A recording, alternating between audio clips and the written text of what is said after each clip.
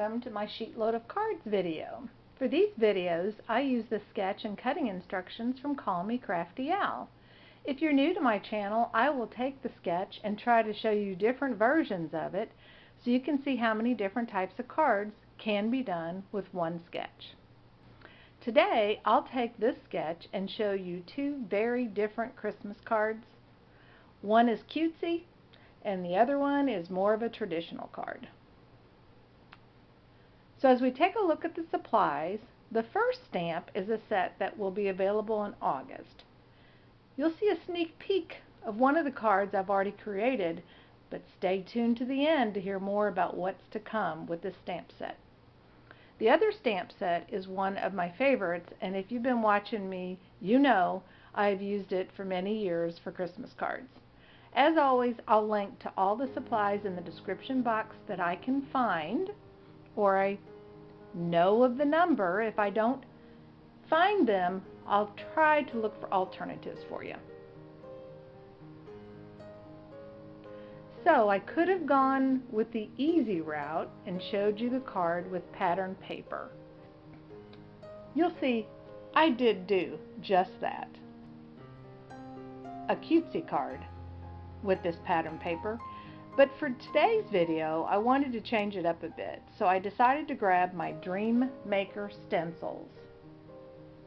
I fell in love with these leaves and thought how great these leaves would look with the poinsettia for a traditional Christmas card. So I grabbed a 12 by 12 paper, I cut it down to 6 by 6, and then I grabbed my Versamat, my blending tool, and added the peeled paint distress ink to this stencil for those pretty green leaves. It took very little time at all. Some of you may already do this, but I thought I'd show you a few tips I've learned with stencils. First, they're very easy to lose, so I put tape on the outer edge, top left of the stencil, so that if they happen to fall somewhere, I can find them. I have learned this the hard way. Next, I also wanted to show you my quick way to clean the stencils and save you time. I grabbed my rubbing alcohol and my microfiber towel and a couple squirts, dry it up, quick and easy.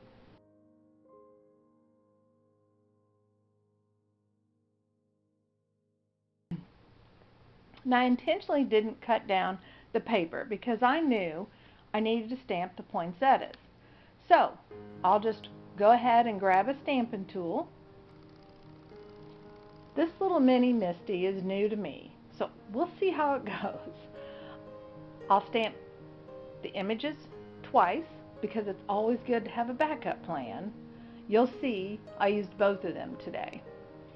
I grabbed my Versamark black ink and I'll emboss the images and put clear embossing powder over them. This will make a great shiny image, and let's face it, it also makes it easier to stay in the lines when coloring. I'll grab my Spectrum Noir markers, red and green, and color them in.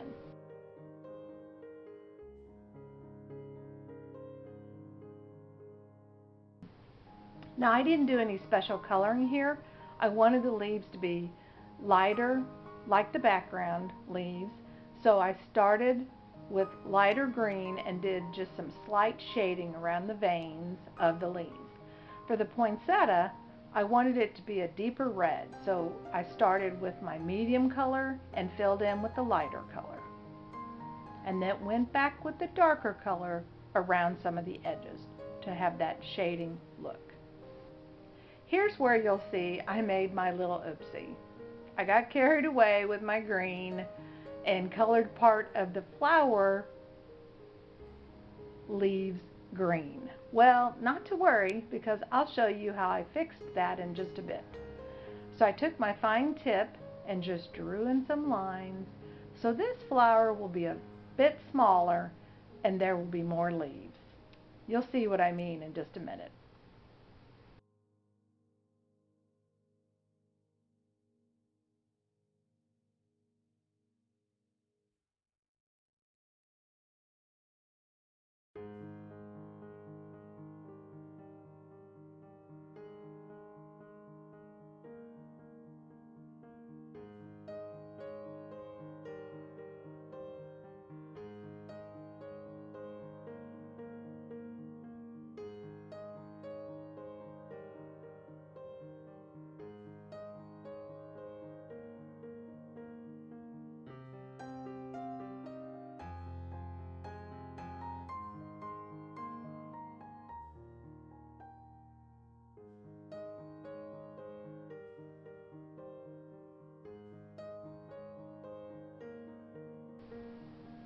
I was all set to start cutting the leafy background paper. Then, as I often do, I changed my mind and thought the background paper would look good with some berries. Well, I grabbed a stamp that had some little dots and it made me think of berries, and I added them here and there.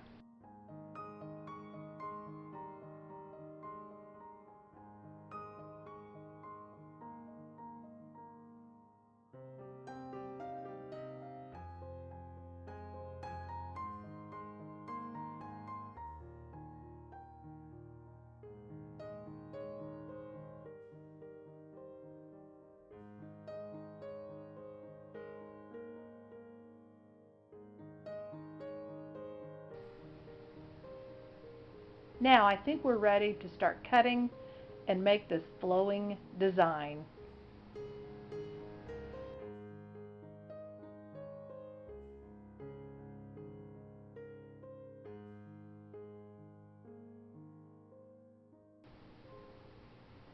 The video was getting kind of lengthy, so I didn't show all the steps to put the cards together, but here's what the cards look like in the end, and I think you'll like them.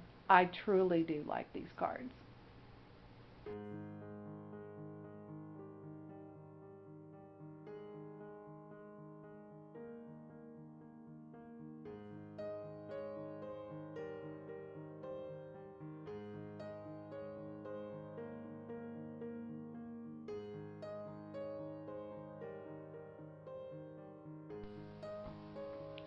So here is the pattern paper I promised to show you here in the end. It's adorable and cutesy, and I do love this cute little snowman. Lastly, as promised, here's the sneak peek of the August Stamp of the Month card. But wait, I plan to take this design and make it into a lovely Christmas card, so stay tuned.